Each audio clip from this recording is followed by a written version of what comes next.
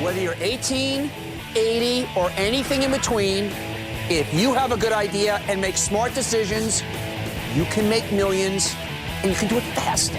The proof is all around us in the young and the rich. Tonight, we'll show you what they're doing and doing fast to make those millions so you can do it too. Take Ryan Blair. He's founded 6 successful companies, and he's only 30 years old. He's going to show you how to stop overthinking and start making millions fast. And then there's Ivanka Trump. Don't make the mistake of seeing her as born into privilege. She's got the instinct for making money, and she's going to open your eyes to winning in business and making millions fast. Let the young and the rich teach you to make money fast. I'm Donny Deutsch, and that's tonight's big idea. I couldn't shoot a jump shot, I couldn't sing, I couldn't act, I couldn't dance, so about the only way that I was going to become rich was if I started my own company. I'm Ryan Blair, and I'm a serial entrepreneur. I've started 6 multi-million-dollar companies by the time I was 30 years old. 24/7 Tech, multi-million-dollar business. Sky Pipeline, $25 million business. PathConnect.com, soon to be a billion-dollar business. ViSalus Sciences, $100 million company. I can't believe I am where I am. When I made my first million, I was in awe. It was like my entire life had changed forever. Where I'd come from, I had nothing to lose. So most entrepreneurs, they fail because they have something to lose. For me, there was no way I was heading back to where I came from. Life could only get better, and life could only get bigger. Well, life's been great for you, sir. Tonight, we're teaching people it doesn't always take 100 years to make the money. I mean, you at 19 had your first company, 6 companies, all multi-million-dollar companies by the time you're 30.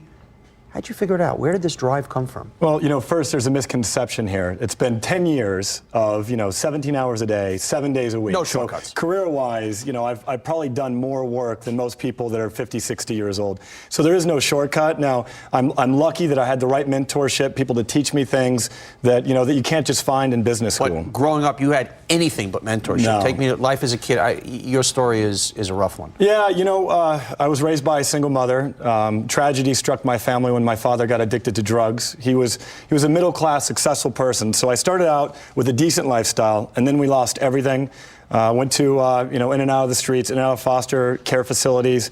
My mother struggled on minimum wage to raise me. And so I kind of had a bone to pick with society. I was really angry with everything that had happened to me and my mom, to losing everything, homes being foreclosed on.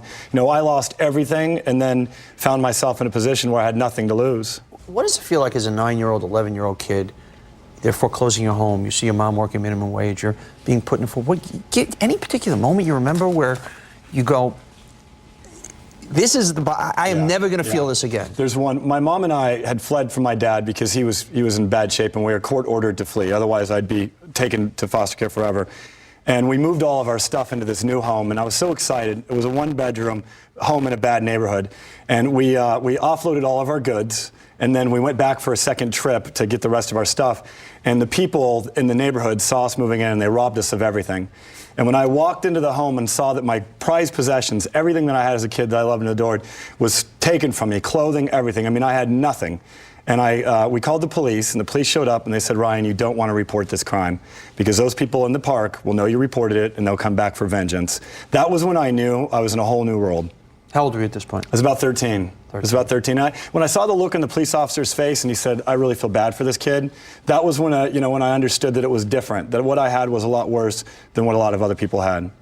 And how about your dad on drugs? Any moment you remember where you see your dad just falling apart? Yeah, I remember a moment when he accused me of tapping the phones for the government. So he'd become paranoid schizophrenic because he had such an obsessive, situation with drugs that he accused me of tapping the phones, working with the government, and being some form of an agent or something like that. And that's when I knew I had to leave, I had to flee. So how does a kid who's 13, heading to foster homes, nothing, a penny in the world, mom on minimum wage, how does a guy like that give us the secrets to, by 19, starting his own business, by 30, having 6 multi-million-dollar businesses? How the hell did you do it, man? For one, I had to grow up very fast, right? So at 13 years old, I kind of had to be an adult. I had to fend for myself, and I had to take care of me first. So I became, a person who took care of myself first and foremost from a survival standpoint. So I kind of built these instincts, not realizing it. They were very suitable to entrepreneurship because— Which ones? What are those? Well, really not being afraid, right? So in contrast to where I'd come from, where I was going was only going to get better. better.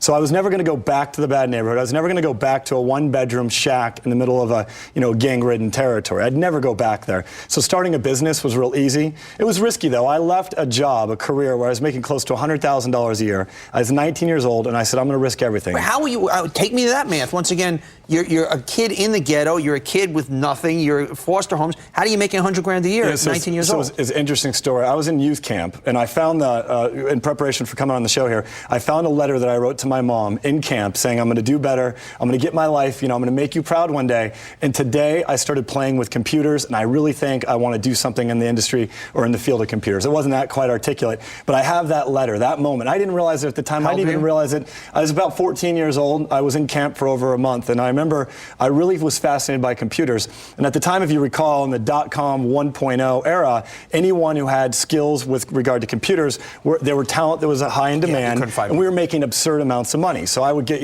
I'd sign on to a company, get a $15,000 signing bonus, and 3 months later, I'd get a 30% raise and sign on to another. And what happened at 19? So at 19 years old, I got struck with the idea to be an entrepreneur. I was afraid, though. I'd had a lot of things going, right for me, making good income. I'd bought a car, so I'd taken some risk, got some debt. And I decided I wanted to be an entrepreneur, and I went to my mentor, my stepdad, and I said, I'm thinking about being an entrepreneur. And he said, do it. You have nothing to lose. So what? If you fail and if you lose everything, who cares? You're still going to be the same person. What people don't understand in our society is even if you're down to the lowest financial lows, you're going to wake up alive the next day. You're not going to have everything, your life, your body, your health cannot be taken from you if you've taken control and taken care of it. And once again, your stepdad was right.